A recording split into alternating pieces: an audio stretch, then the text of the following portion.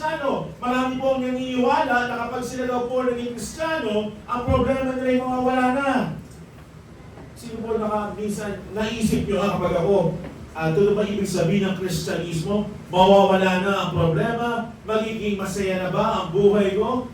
Well, in fact, no? Sabi nila parang fairy tales daw, na kapag ikaw daw ay naging Christian na, everything will fade away, yung mga problema mo. Pero dito sinasabi ni Paul, endure hardness. Why? Because the Christian life is a battleground. If you are thinking the Christian life is easy, or para ka nabubuhay sa fairy tales, ito po ay malayo sa ibig sabihin na tinuturo ng Biblia. In fact, Christian life is full of battles. Kaya nga sabi sa Ephesians 4, we wrestle not against we wrestle not against sins or principalities, but against powers or principalities of this world. Ano po yun? That is, yung mga bagay na ito po ay umahadlang para tayo po, ang ating focus ay mawala sa Panginoon. Kaya dito, ano ba yung mga hardships natin pinatutungkulan? That sometimes, may mga pagkakataon na inaagaw ang ating focus palayo sa ating Panginoon. Number 1, failed relationships and decisions. Sino pa ba dito ang nakaranas yan? Na minsan sa buhay nyo, ay meron kayong nagawang pagkakamali or maling decision. Failed relationships might be you came to a family that is broken, or meron kayong pinagdadaanan sa isang relasyon na gusto mong ayusin. In fact, last day, no, ako po nakapag-counsel ako sa isang mag-asawa, and hindi ako makapaniwala that even in the Christian home, may mga bagay na mapapanood mo lang dapat sa radical o in action, pero nakikita mo sa buhay ng isang mga Kristiyano. So, nagulat ako doon. So, wow, akala ko yan marinig ko lang sa balita. Pero dito po, talagang nakita ko, sabi niya, alam mo, Pastor James, Brother James, kasi Pastor James tawag niya sa akin, napakahirap na natanggapin na sa kabila ng paglilingkod ko sa Panginoon, na sa kabila na ako ay naglilingkod, nagbabasa, nangyari pa sa pamilya ko to. Yung mga anak ko, every Sunday nasa church. Pero bakit nangyari ito na yung asawa ko ay nagawa kong lokohin na ganito? Well, in fact, di ba? Faith relationships ba yun? Maaari, oo. Pero sabi ko sa kanya, maybe, kung yan man ay nangyari sa iyo, kapatid, may plano ng Diyos. Hindi ko alam kung ano, but you need to stay in the ground and be faithful to the Lord despite of that thing na ito yung hinaharap. Katulad ba tayo ng taong yun? Ito po yung mga tinatawag natin hardships. Pangalawa, frustrations. Sino po dito sa mga kalakihan natin, minsan nangarap maging piloto. Ako po, isa ako sa mga yan. Na minsan pinangarap ko maging piloto ng karikol na lang. Okay? Na kung saan, di ba, dahil medyo may mga frustrations tayo, ano po ba yun? Frustrated ka sa trabaho mo, dapat ako pero dahil sa nangyari sa akin, ito na lang ang inabot ko, and so on.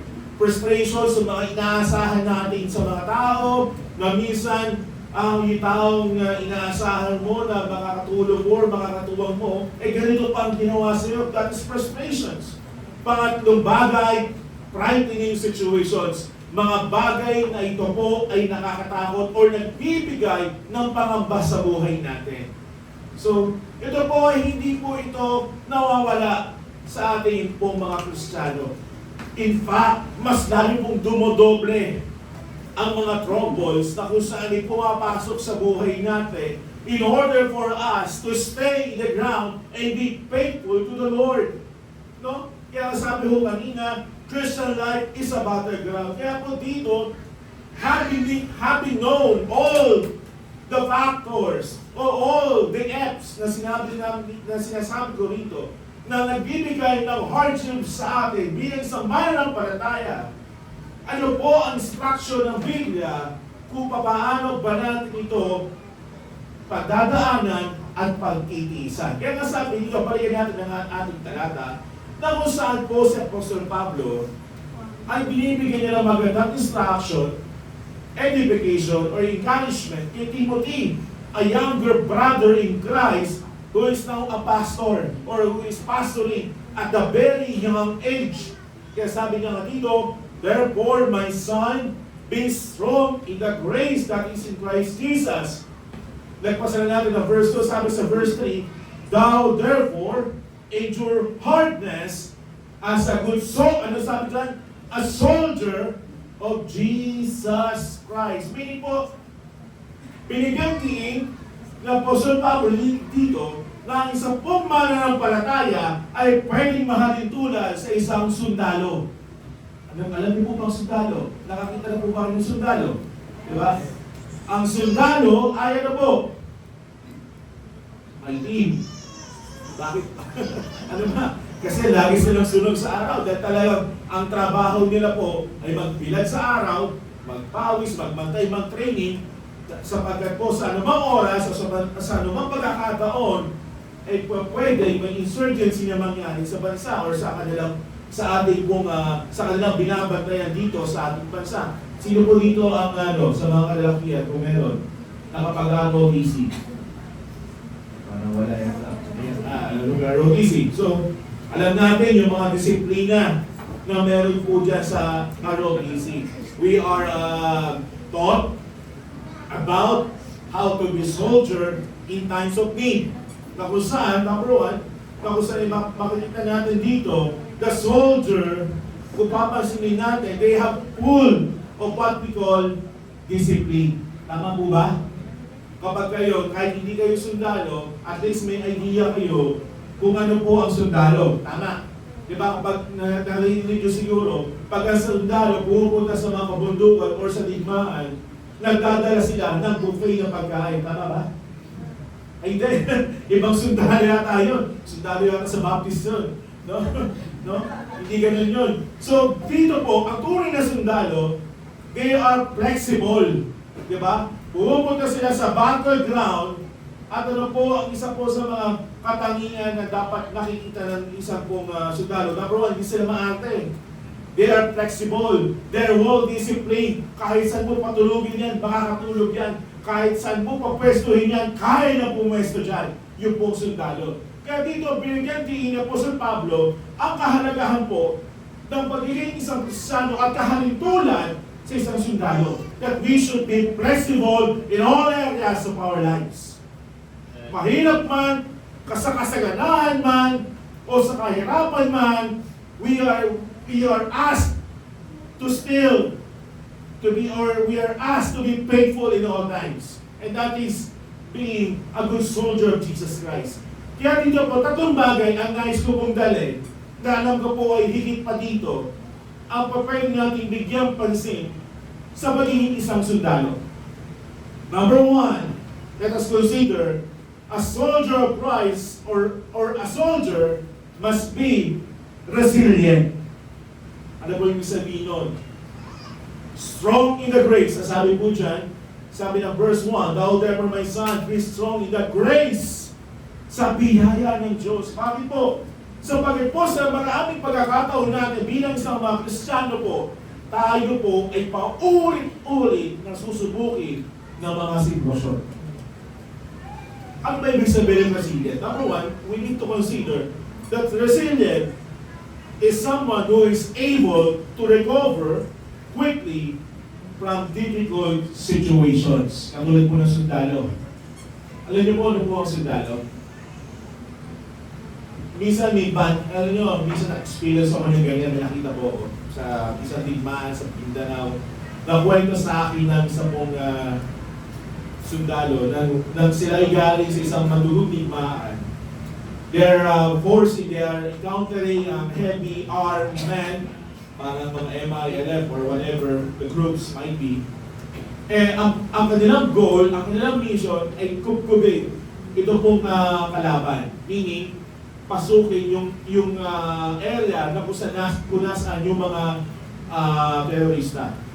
At isa po sa mga bagay na napakahirap para sa kanila. Sabi niya sa akin, ay yung bang kabady mo, mga kasamahan mo, kasama mo may matulog sa training, kasama mo yan sa mahabang panahon, kasama mo yan sa hirap at ginhawa bilang sundalo, kasama mo yan sa kalungkutan, na kapag yan nasa training o nasa kampo, ay yan nalulumbay sa kanilang mga pamilya, lalo-lalo na sila taga Manila, ngayon nasa Mindanao sila yung mga kasama mo.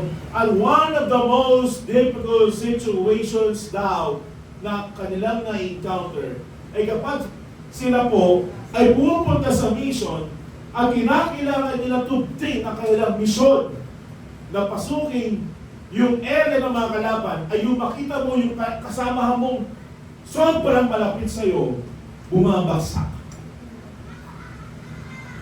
Bumabagsak. May tama. At ang tendency niya to, bilang isang tao, tulungan siya. But you have to push through. You have to let it go. Nakita niyo po ba yun sa sundalo? Na kahit baksak mo yung kalabang mo, kahit na ito na yung sitwasyon ng kasama mo, na kasama mo yan sa hirap at ginawa, you have to push through. Well, mga kaibigan, kapatid, this is the life of a soldier na pwede mong ihalintulad katulad na sinasabi ng Biblia na buhay din ng isang Kristiyano. Well, today we lost someone in the battle. But the fight must go on. The battle must proceed.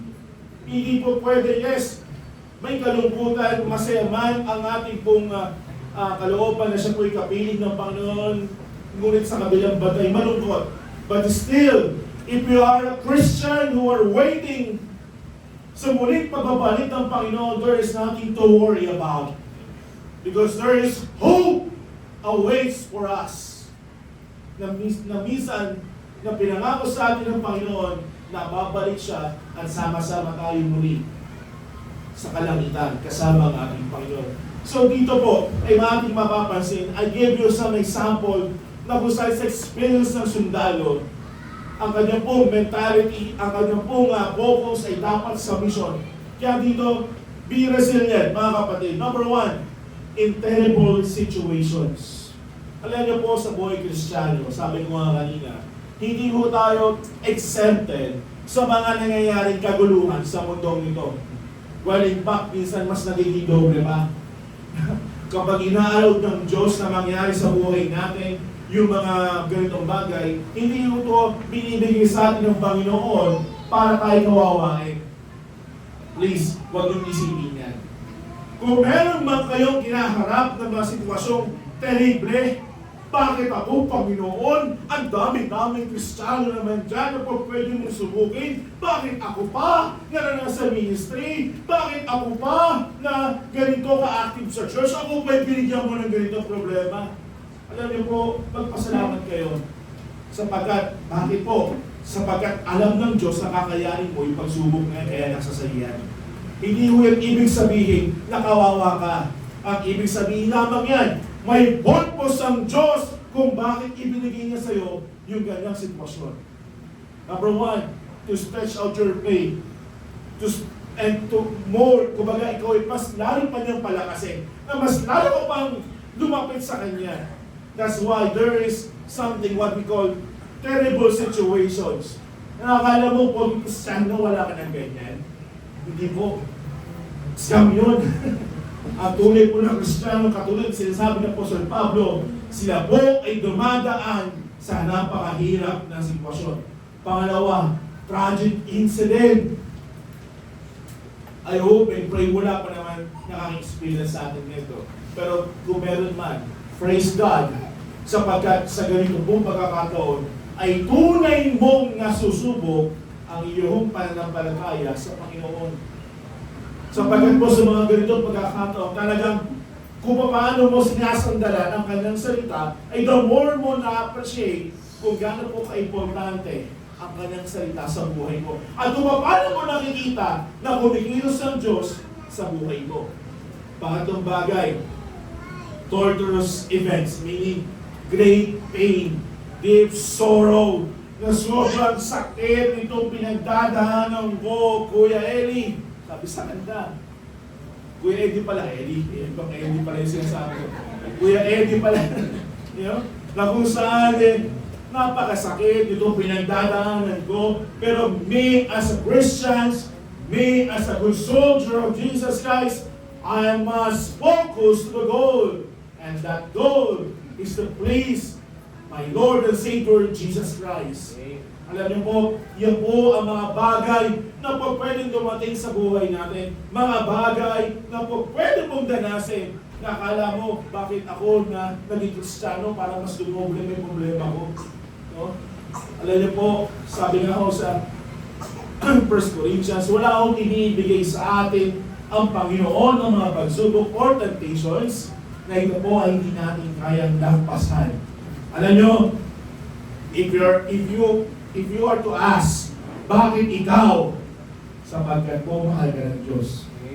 He wants you to grow. He wants you to be dependent only to Him. Pangapat na bagay, tedious times, dull moment. Paano yung Brother James, diba? Ito yung mga dull moment na kung saan dito malakas ang kalaban. Walid ba, ako din isa nabibigtaman nito. Ano yun? Pag puno-puno ko ng problema, he will what? Hindi ka na pagagalawin. Para bagang nag-iisip ka na lang. Wala na. Ililipas yung oras, wala kang ginagawa. Lilipas yung oras dahil sa problema kakaisip mo sa wala namang solusyon, kundi mag-antay sa Panginoon. Ang mangyayari sa'yo, di mo na akong igilos. Wala akong gana. That is tedious moments. Or that is dull moments na ginagamit ng kalaban para tayo po ay hindi maging kapakipakinabang sa harapan ng Diyos.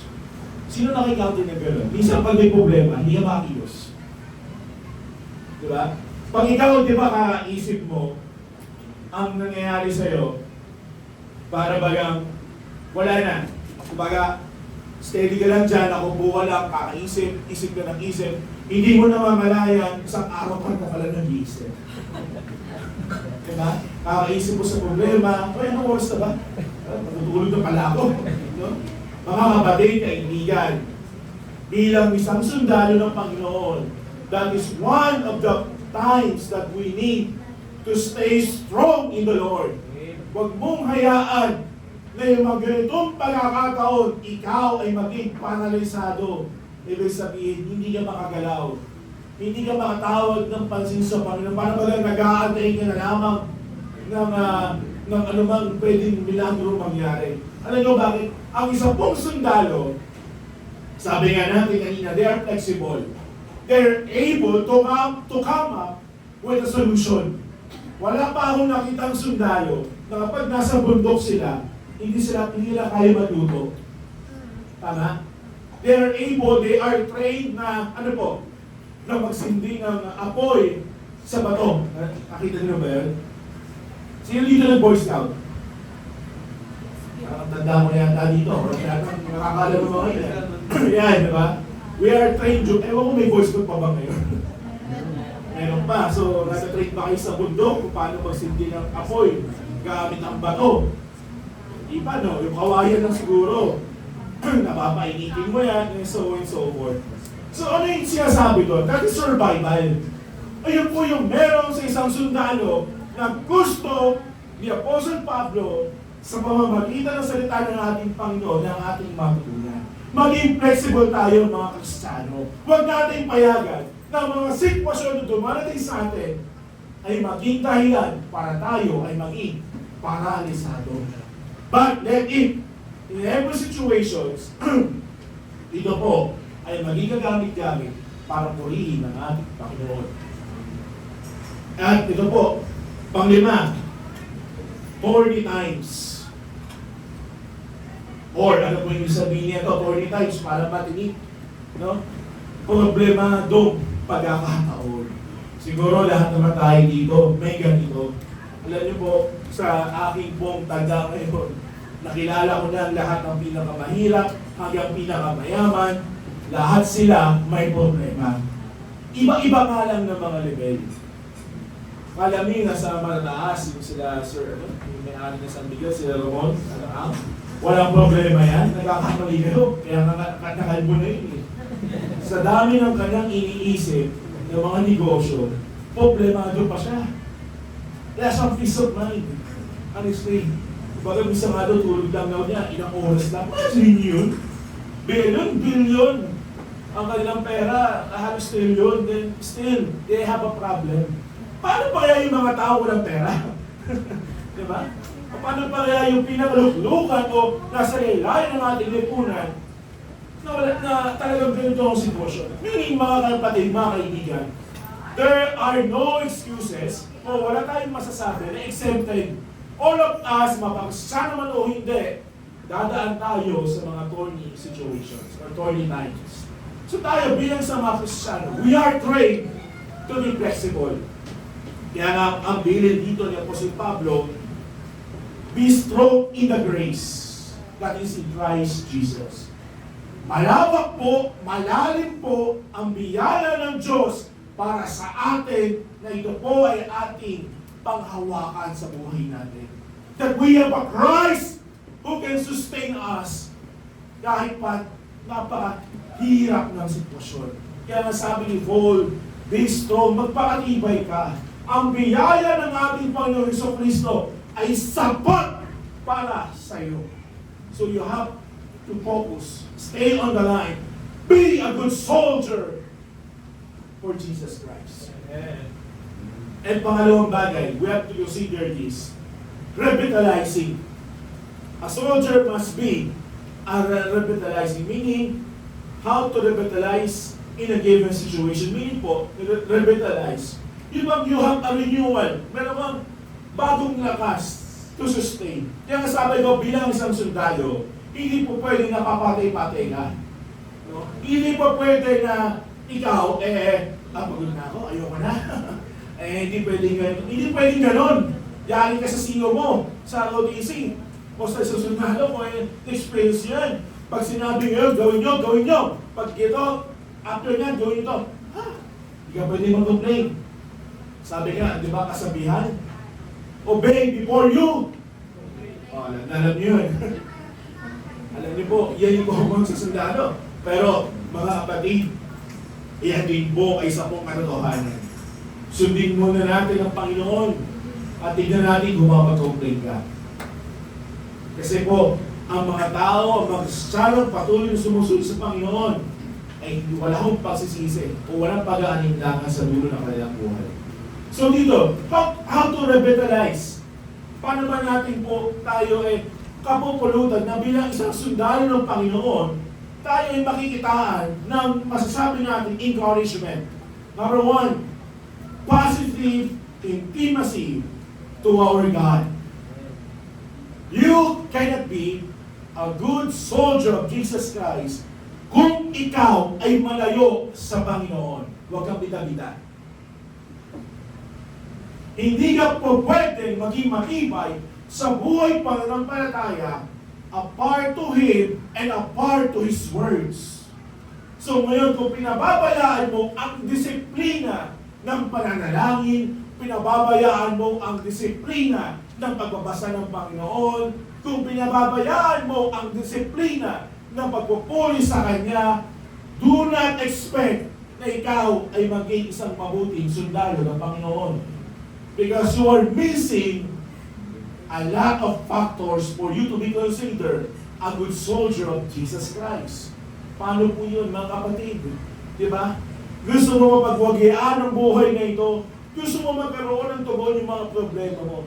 Gusto mo mapagwagyaan yung mga nangyayari sitwasyon sa buhay mo? Ano naman ang ginagawa mo bilang sa Kristiyano? Diba? Baka mamaya, ikaw yung mga tao na may problema, mangyayari, huwag mo usapin! May problema ako. Diba? Kasi nakita na gano'n. Para ba yung mga diyo, ano ba yan? Ang dumi-dumi dito! Para ang init ang ulo mo. Kasi bakit? May problema ka kasi. Hindi makita sa'yo, hindi maipinta sa'yo na kahit may doble-doble ang problema mo, para bagang nakikita sa'yo, masaya ka pa rin. Nagpupuri ka pa rin sa Panginoon. Bakit? sapagkat po ang iyong pakikitulong sa Panginoon ay buhay na buhay. May tamang intimacy ka. May tamang may tamang positibo yung iyong relasyon sa Diyos na ikaw ay patuloy na na lumalakad sa kanyang mong kalooban. Patuloy ang iyong pananalangin. Patuloy ang iyong dependency sa Kanya. Na sa kabila ng mga sitwasyon na pinagdadaanan mo, gaano mang kabigat ang problema, nagagawa mo bumangon pa rin araw-araw sapagkat meron kang Diyos na pinagsasampatalayan. Sorry, more words Tagalog, medyo no? So that is the most exciting moment sa buhay natin. Na tayo po ay merong Diyos na naasahan. Pangalawa, persistent instruction from His words. Isa pong malaking pagkakamali sa buhay Kristiyano, kung ikaw if you want to consider yourself as a soldier, pag ikaw ay wala kang maayos na Bible reading and application ng iyong pinag-aaralan sa buhay mo. Huwag kang magtaka kung yung ugali mo, ganun pa rin. Huwag kang magtaka kung yung gawi mo, hindi nagbabago. Bakit? Kasi po, wala kang persistency na yung instruction ng Panginoon ay yung may apply sa buhay mo. Kasi po ba yun? Sino ho dito na mula nang maging isang Kristiyano talagang nagbago lahat? Talagang totally talagang masasabi, uy, ano nangyari sa'yo? Dati ganito ka ngayon. Parang ganyan-ganyan na yan. Minsan po sa church, no? May nag-testimony. No? Parang, this is a true story. Sabi niya, ako po, malaki na naging pagbabago sa buhay na to. Nang mula po ako yung matindito, no? Ay marami po ang nagbago. Alam niyo nagbago sa kanya. Kung dati po, diba? Ako'y nandito, ako po ay nagpumunta dito, nakilala ko ang mga dapat ko kilalanin ng Panginoon at kailangang baguhin. Ako po ay na-realize ko na ako nagbago na. Kung dati po, no, ako ay brother, ngayon po ako po ay sister na.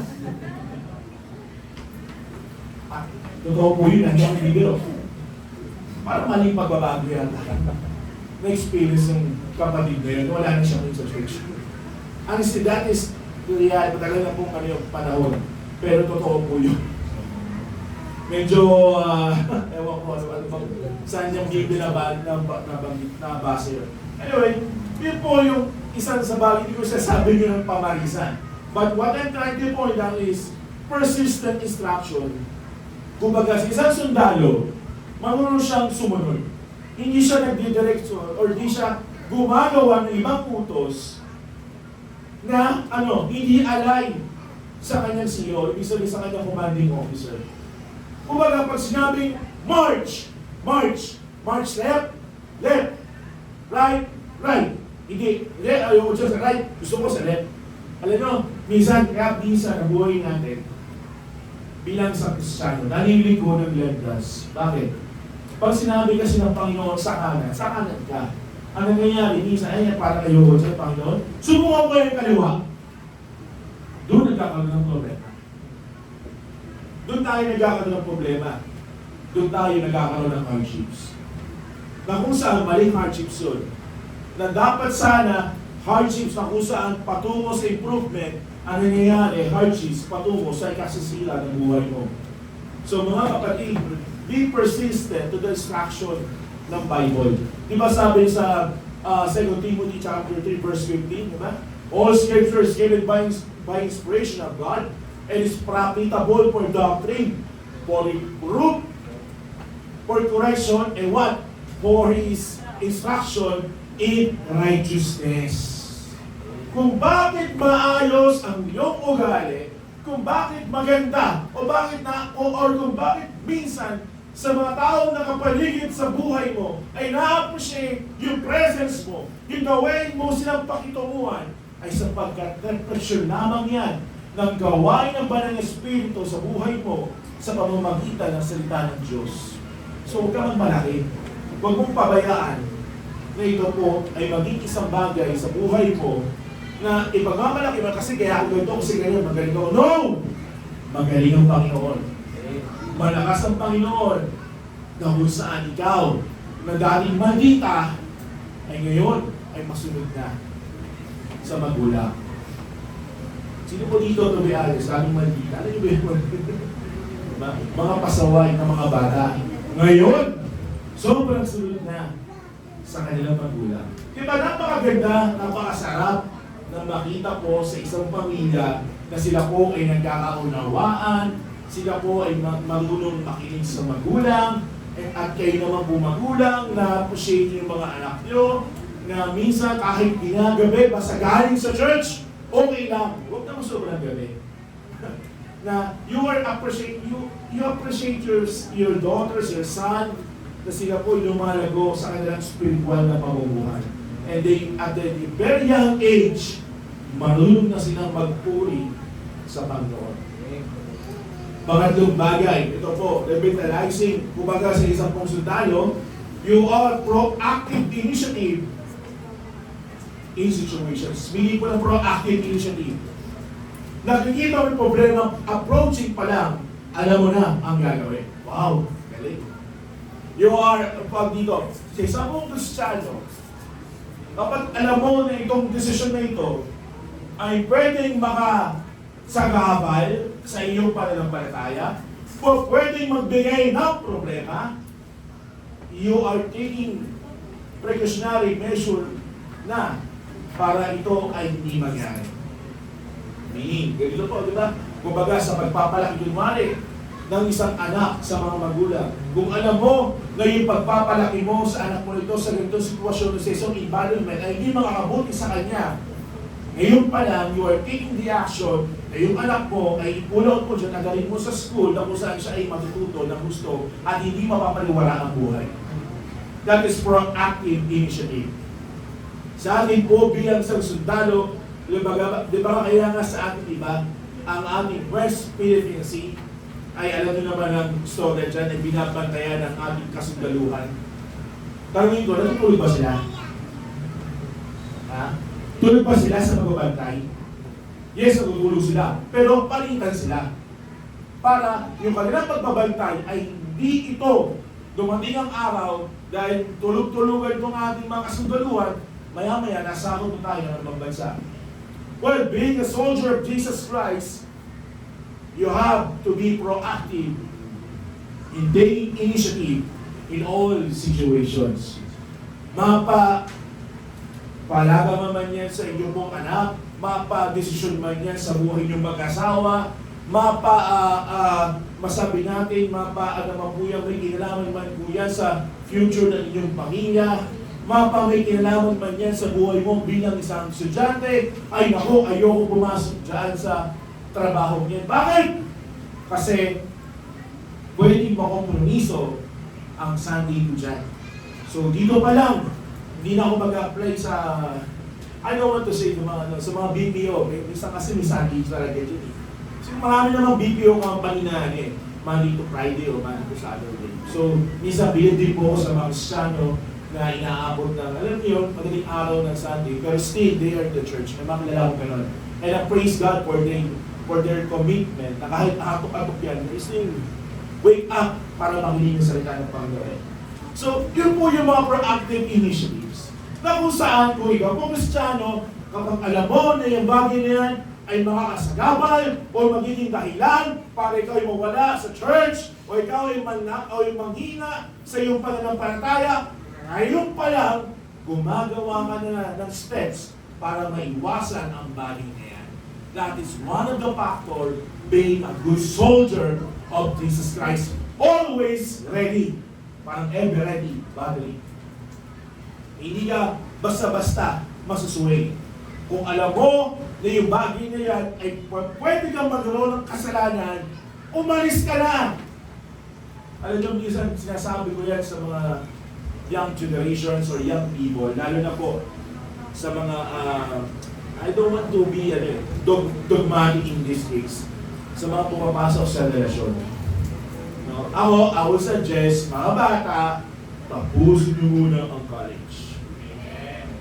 Yan mga nararamdaman niyo, pahitays lang yan. Kapag dumating kayo sa tunay na hamon ng buhay, ewan ko mag-asawa kayo. Yun. Isang bagay ko dito, di ba?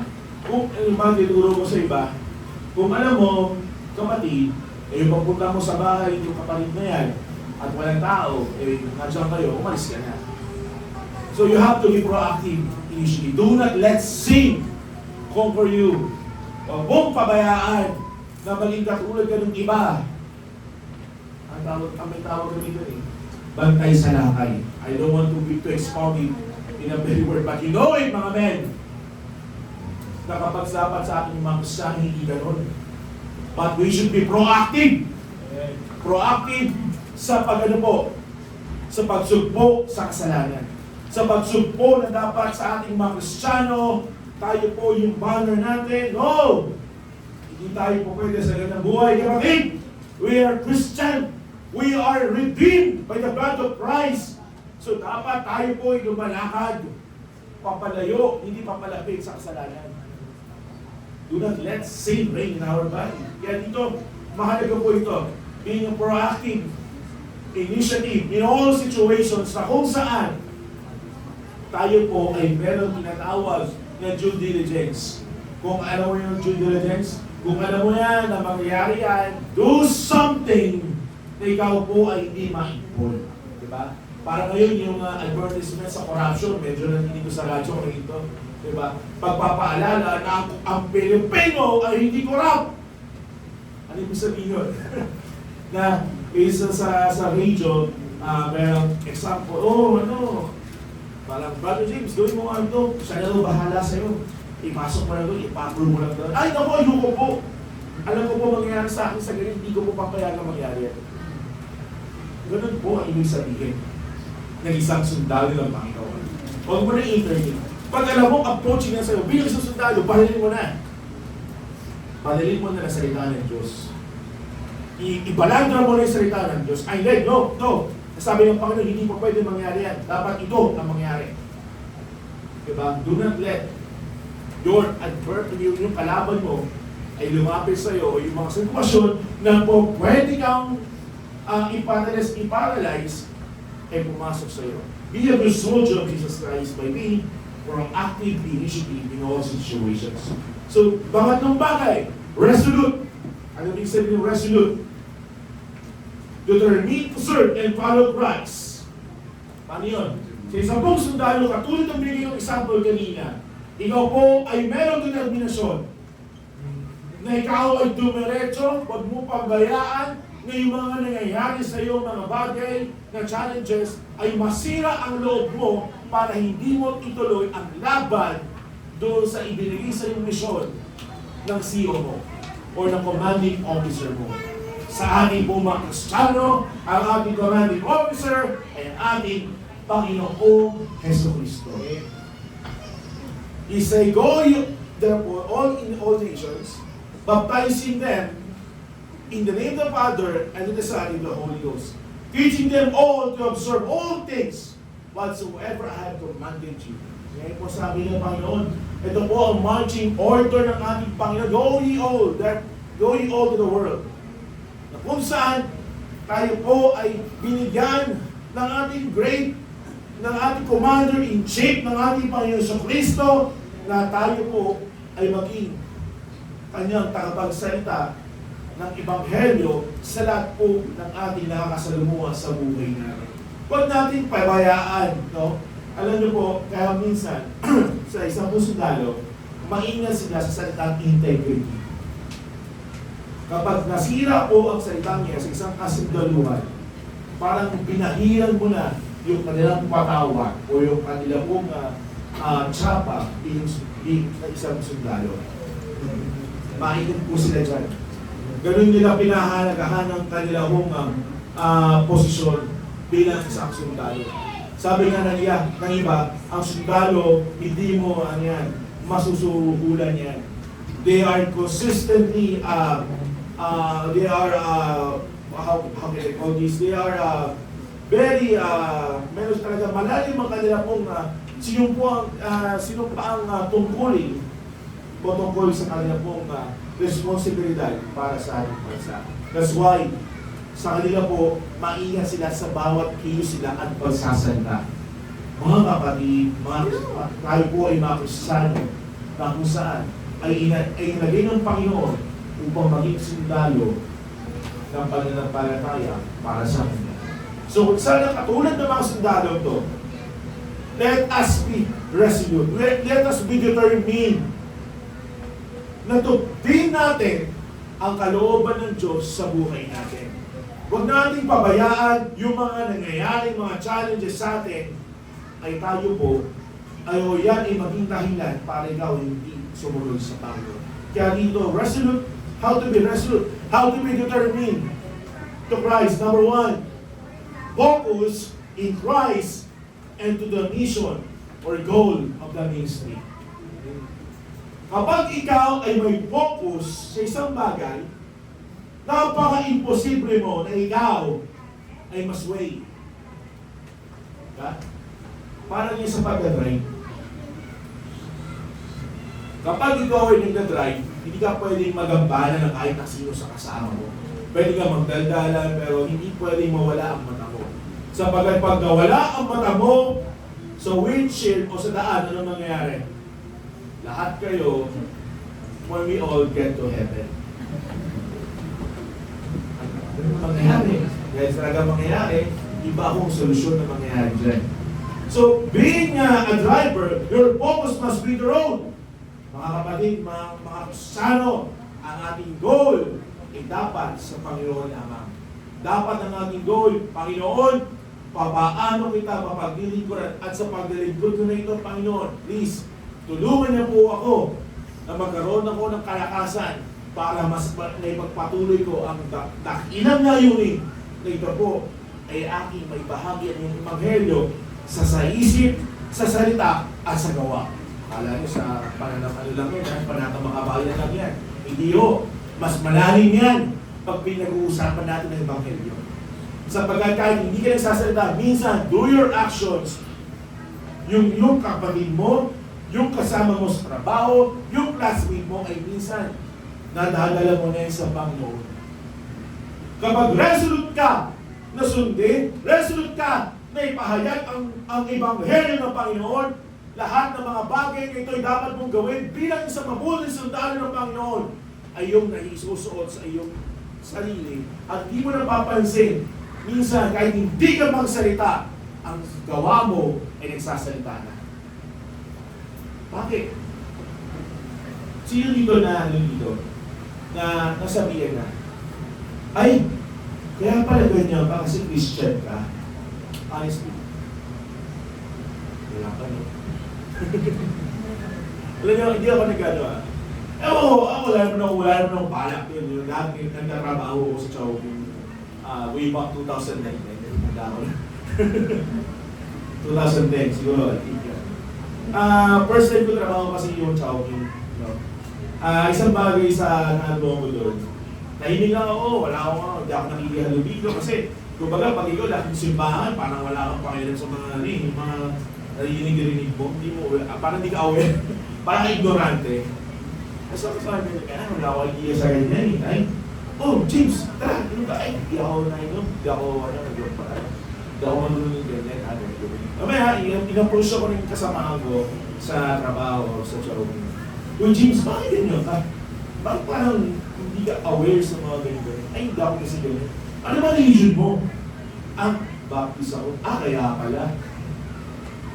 So, hindi ko sinasabing na magaling ginagawa ko. Hindi ko sinasabing kasi mabait ako sa kanila. Although wala naman akong inaaway sa kanila. Ginagawa ko lang yung trabaho. Pero ano po yung isang bagay doon? Sa pamamagitan ng mga bagay na natutunan mo sa loob ng Biblia, ikaw paano ka lumalaki? You are what? Kahit hindi ka na magsalita, your action will speak for yourself. Diba? sa ating po mga Kristyano, bilang isang mabuting sundalo ng Panginoon, hindi mo na kinakailangan pang magsuot ng ganito, hindi mo na kinakailangan, baga sundalo, paano mailog na pa yung sundalo? Sige nga, tanong ko sa inyo, pag nakinuborme, pag ang buhok ganito, 3x4, ito mo masasabi ka, pag natin mo, no? Pag walang tiyan, no? Yun ang sabi ng iba, no? Sabi ko, bilang sa mga mananampalataya, bilang sa sundalo ng Panginoon, paano kaya na ma-identify ng mundo without telling them that we are a Christian? And that is a very challenging question for us. Mga kapatid, mga Kristiyano, paano kaya tayo ma-identify ng mundo without telling them that we are redeemed by the blood of Jesus Christ, that we are a Christian? Sa isip, sa salita, at sa gawa. Sana po ay maging resolute tayo na today we have a focus in Christ. Pangalawang bagay, we are, ito po, pinakamahalaga, flexible in all life extremes. Ano ba yung sabihin nun? Mapahirap, mapamasagana, mapamabuting kalagayan, wala kang pakialam. Basta ikaw ang tingin mo sa Panginoon natin. Pag ang focus mo sa Panginoon, lahat ng bagay na nangyayari sa buhay mo, ang magiging salita mo, pinagkalog to ng Diyos, pinagkalog ng Panginoon to, kakayanin ko to. May blessing na receive. Hindi ko magagawa to. Bakit? Sa Panginoon ng galing to. Panginoon ng supply, sa Panginoon ng papuri. May problema ako. Hindi, binigay sa akin ng Panginoon to. Alam ng Panginoon, magkakagubay ko to, at kasama ko ang Panginoon. You are flexible. Hindi ka lamang na-promote ka sa trabaho or ikaw ay nagkaroon ka ng magandang achievement sa schools. Kasi magaling kasi ako eh. Ina-expect ko naman talaga yan. Ganyan talaga ang aking mangyayari dito. Hindi, mga kapatid. Kaya ka ganyan. No?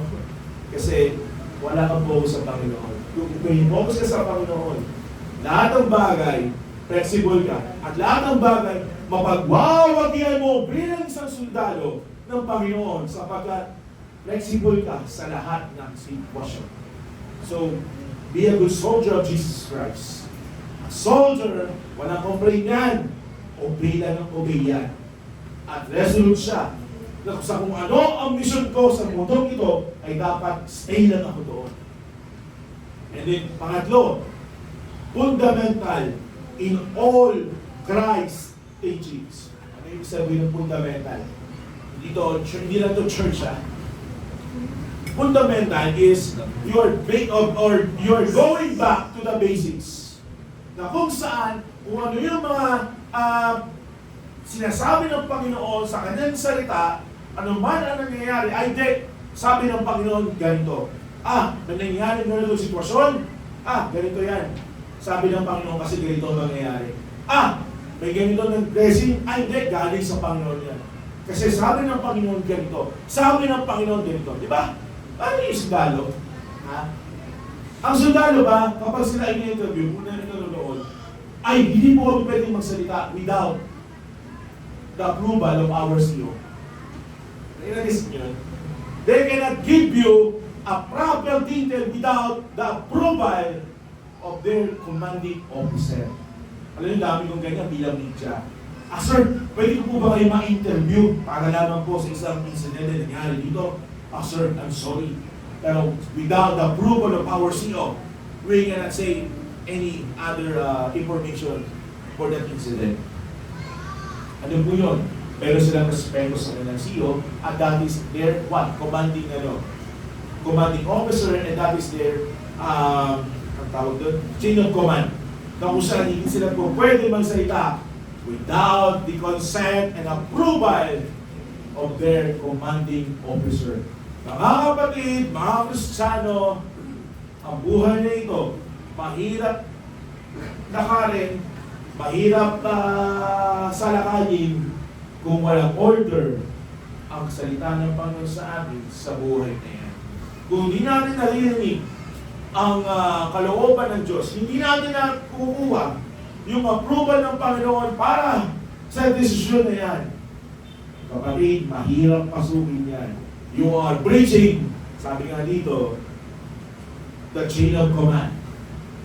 The chain of command and the command of the commanding officer of our Lord Jesus Christ. So mga kapatid, be a good soldier of Jesus Christ. Always go back to the basic. Read your Bible and pray every day. Sapagkat po sa buhay nito, mahirap talaga. Sa totoo lang, napakahirap ngayon. Ang bilihin ngayon, mas lalong tumataas, hindi bumababa. At yung sahod, sabi nga nila, mas lalong bumababa. Iyon yung inaano nila ngayon. Yung tinatapyasan, napakarami yun. Alam mo yung mga nangyayari sa mundo yan. Kung ikaw ay Kristiyano, your mindset should be a pilgrimage. Ano po yun? Manlalakbay ka lang sa mundo ito, sooner or later, babalikan ka ng Panginoon Kristo. So anong kailangan mo gawin? Be flexible, sabi nga dito, and stay fundamental in all Christ's teachings or His words. So mga kapatid, a soldier of Christ must be resilient, must be revitalizing, and must be resolute in all times. So tayo po ay dapat mga Kristiyano na hindi dapat tayo puro complain, but rather, obedient sa lahat ng bagay. Upang tayo po sa buhay nito ay ating mapagwagian ang anumang hirap na ito po ay ating hinaharap sa sandaling ito. Kaya dito, for our conclusion, a good soldier of Jesus Christ is characterized by being, number one, you must be spiritually fitted.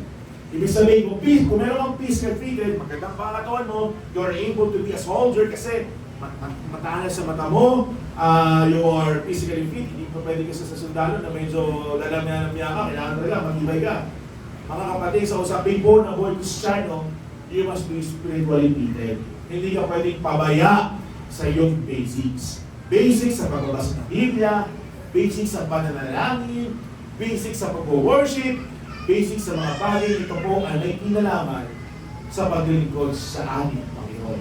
Pangalawang bagay, you are spiritually focused. Do not let any sin or immorality conquer your spirituality. Alam nyo, minsan, may mga pagkakataon sa buhay natin bilang sa mananampalataya na kukompromiso yung buhay spiritual natin. Lalo-lalo na, hindi nawawala dito yung trabaho po, no?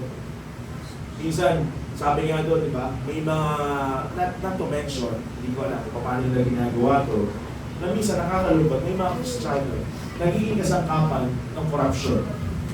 Akala niya, trabaho lang naman yan, parang natin.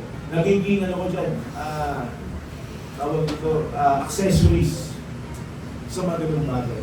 So, mga kapatid, yung po yung sinasabi natin, stay focused spiritually. Kapag alam mo, tutulog nyo ng ating naling pag-aaral kanina, kung alam mo yun ay kasalanan, huwag mo nang pasukin. Kung ayan ay magiging dahilan para masira ang iyong relasyon sa Diyos, huwag mo nang gawin. So, be spiritually focused. At pangatlong bagay, the most common word na dapat araw-araw, mayat-maya, na pinapaintindi natin sa ating pag-iisip, a good soldier of Jesus Christ is characterized, number 3, by being spiritually faithful. Are you faithful? Faithful ba tayo sa Panginoon? Kahit ikaw ay medyo may pagkahihirap na pinagdadaanan, minsan hindi mo na maintindihan yung mga nangyayari sa buhay mo, wala ka nang masagot sa mga problema dumarating sa buhay mo, ewan mo ba kung ano na lang mangyayari sa iyo kinabukasan, pero you are still faithful to the Lord. And you are being faithful to the Lord. Sabi ko nga sa isa mong counseling, alam mo kasi isang problema sa mga tao, kaya sila na-frustrate, ay dahil may inaasahan sila sa Panginoon na agad-agad. Paano? Nakinig na ba yung salita? Pinag-pray ko naman yan eh. Para bagang pag sinabi mo pinag-pray na, obligation na ng Diyos, sundin agad yung pinag-pray mo. I encounter so many Christians na ganoon po ang nagiging attitude. Kapag sinabi, pinag-pray ko na, para bagang, okay na, pinag-pray ko na, go na tayo. Ganun ba yung Kristiyano? Mga kapatid, a good soldier must know how to patiently wait to the Lord's order. Ano ba ang order ng Diyos sa buhay mo? Ano ba ang kanyang utos before you came? Bago ka magpatuloy sa kakahaking buhay. Kaya kapatid, sa mga buhay natin ngayon, endure hardness as a good soldier of Jesus Christ. Maraming pagkakataon sa buhay natin na tayo po ay hahabulin ng mundong ito. Ngunit sabi nga ng Panginoon sa kanyang talata, "Be of good cheer, I have overcome the world." Minsan sinabi ng Panginoon kung bakit siya nabuhay sa ibabaw ng sanlibutan. Sabi niya doon, "In the world you shall have tribulation, but be of good cheer, I have overcome the world." So learn to Jesus Christ. Minsan siyang nabuhay sa ibabaw ng sanlibutan. Lahat na ng problema kanyang pinagdaanan, I believe, during His lifetime to the earth. He can also teach us how to conquer the hardships of this life sa kanyang biyaya. Kaya tayo po ay patuloy na dapat maging spiritually fitted, spiritually focused, and spiritually faithful sa lahat ng bagay bilang isang mabuting sundalo ng ating Panginoong Jesus. Tayo po lahat ng manalangin. Dakilang Diyos, salamat, we thank you, O Lord, for this day na kami, Panginoon, ay nakapakinig ng isang napakaganda po paalaala sa amin. Thank you, O Lord, for your word. Thank you, Panginoon, sa palaala na sa kabila ng mga hirap na aming pinagdadaanan, you are there. You have been there. At alam mo, Panginoon, ang kasagutan sa aming mga tanong. Nawa, Panginoon, tulungan niyo po ang aming mga puso na magpasakop at matuto sa inyong salita na sa mga bagay na ito ay aming pinagdadaanan. Ikaw, Panginoon, ang aming sandalan. Ikaw, Panginoon, ang aming takbuhan. Ikaw, Panginoon, ang aming lapitan. Hindi ang mga tao, kundi ikaw muna, Panginoon, Panginoon lahat. Maraming pong salamat, dakilang Diyos. Salamat po sa inyong buhay. Salamat po sa kaligtasan ninyong pinagkaloob sa amin, na kami sa pagkakataong ito ay nagpupuli ng papasalamat sa inyong pong mabuting gawa. Ito po na namin dalangin sa pangalan po ng Panginoon Jesus. Amen.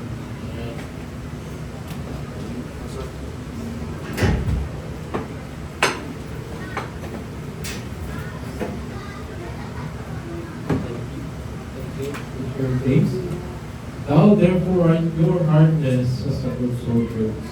This is my life verse. Pinanawagan time na sumuko kayo. Now we understand talaga na pag nag-iikot kay Lord, hindi talaga sumasta. Hirap. Sabi na ng Bible, is ka lahat ng kahirapan bilang isang mabuting sundalo ng Kristo. Hindi sinabing sundalo ng Kristo, kundi mabuting sundalo ng Kristo.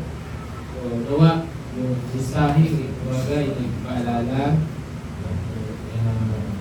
encouragement, comfort, about sa atin, sa mga maranas, sa mga pagsubok, nagdadaanan na paghihirap sa buhay natin ngayon, ay nawa bibigay sa atin ng pag-asa sa salita ng Diyos na manigan.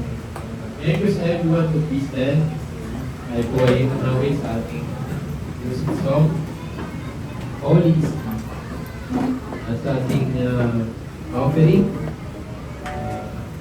this drop, or offering this drop box, also sa ating Facebook Live, meron po tayong e-wallet account. Post natin.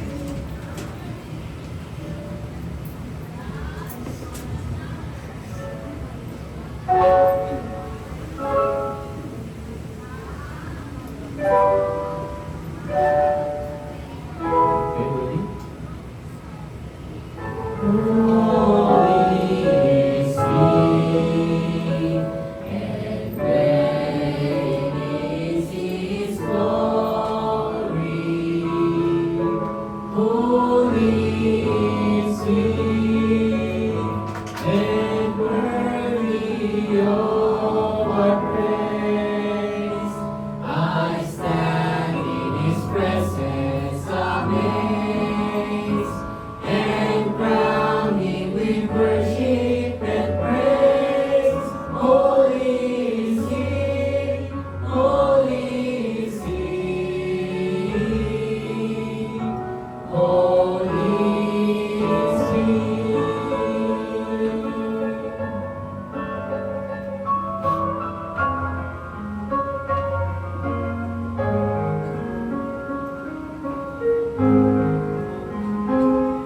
Who pardons my iniquities, who heals me from within, who lifts my fallen life and sets me on my feet again, who leads me like a shepherd when I'm gone astray, my Lord, my God, my Jesus, the one I praise today.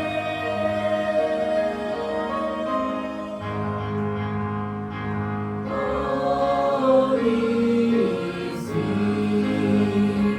and great is His glory.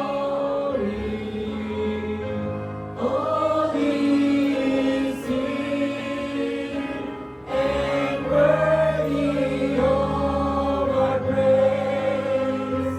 I stand in His presence amazed, and crown Him with worship and praise. Holy is He, holy is He,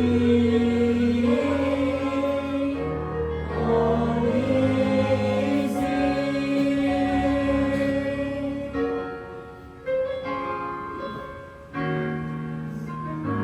Who hears me in my loneliness, who finds me where I hide, who knocks outside my broken heart, still I let Him inside, whose life deserves